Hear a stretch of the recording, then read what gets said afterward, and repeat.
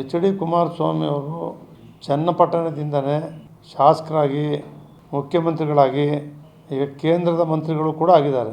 ಚನ್ನಪಟ್ಟಣ ವಿಧಾನಸಭಾ ಕ್ಷೇತ್ರದ ಉಪಚುನಾವಣೆಗೆ ಯಾರನ್ನು ಅಭ್ಯರ್ಥಿ ಮಾಡಬೇಕು ಅಂತೇಳಿ ಇನ್ನೂ ಕೂಡ ಯಾವುದೇ ತೀರ್ಮಾನಗಳಾಗಿಲ್ಲ. ನಮ್ಮ ರಾಷ್ಟ್ರೀಯ ಅಧ್ಯಕ್ಷರು ಎಚ್ ಡಿ ದೇವೇಗೌಡರಿದ್ದಾರೆ, ನಮ್ಮ ಕೇಂದ್ರ ಸಚಿವರು ಎಚ್ ಡಿ ಕುಮಾರಸ್ವಾಮಿಯವರು ಇದ್ದಾರೆ. ಅವ್ರ ಜೊತೆ ಮಾತನಾಡಿ ಅಲ್ಲಿ ಸ್ಥಳೀಯವಾಗಿ ನಾಯಕರುಗಳು, ಪಕ್ಷದ ಮುಖಂಡ ಪದಾಧಿಕಾರಿಗಳ ಅಭಿಪ್ರಾಯ ಪಡೆದು ನಾವು ಅಭ್ಯರ್ಥಿಯನ್ನು ಯಾರು ಅಂತ ಘೋಷಣೆ ಮಾಡಬೇಕಾಯ್ತು.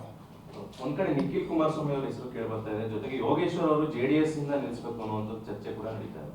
ಇದು ಯಾವುದೇ ಚರ್ಚೆಗಳು ಕೂಡ ಇದುವರೆಗೆ ಆಗಿಲ್ಲ. ನಿಖಿಲ್ ಕುಮಾರಸ್ವಾಮಿ ಅವರು ನಿಲ್ತೀವಿ ಅಂತ ಎಲ್ಲೂ ಹೇಳಿಲ್ಲ.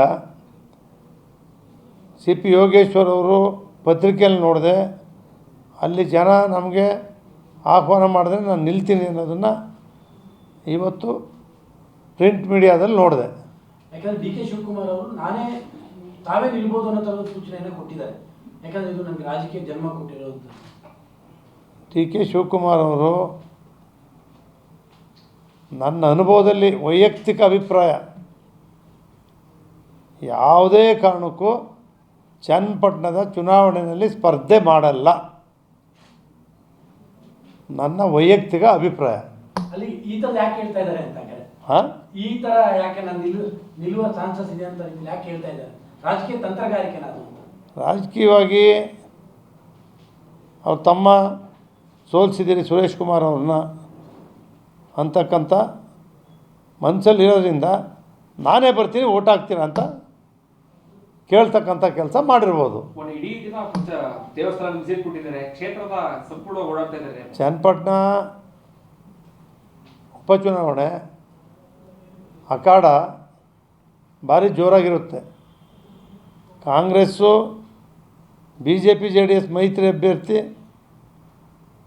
ಭಾಳವು ಕೂಡ ಎರಡೂ ಕೂಡ ನಾವು ಗೆಲ್ಲಬೇಕು ಅಂತಕ್ಕಂಥ ಒಂದು ಹೋರಾಟ ಅಲ್ಲಿ ಆಗುತ್ತೆ. ಚನ್ನಪಟ್ಟಣದಲ್ಲಿ ಭಾರಿ ಅಖಾಡ ನಡೆಯುತ್ತೆ. ಯಾಕಂದರೆ ಗೌರ್ಮೆಂಟ್ ಇದ್ದಾಗ ಬೈ ಎಲೆಕ್ಷನ್ಸ್ ಗೌರ್ಮೆಂಟ್ ಫೇವರ್ ಆಗಿರುತ್ತೆ ಅಂತ ಅನ್ಕೋತಾ ಇರ್ತಾರೆ. ಈ ಸತಿ ಥರ ಯಾಕಂದ್ರೆ ನೀವು ದೋಸ್ತಿಗಳು ಬೇರೆ ಜೊತೆಲಿದ್ದೀರಿ. ಇಲ್ಲ, ಕೆಲವು ಟೈಮು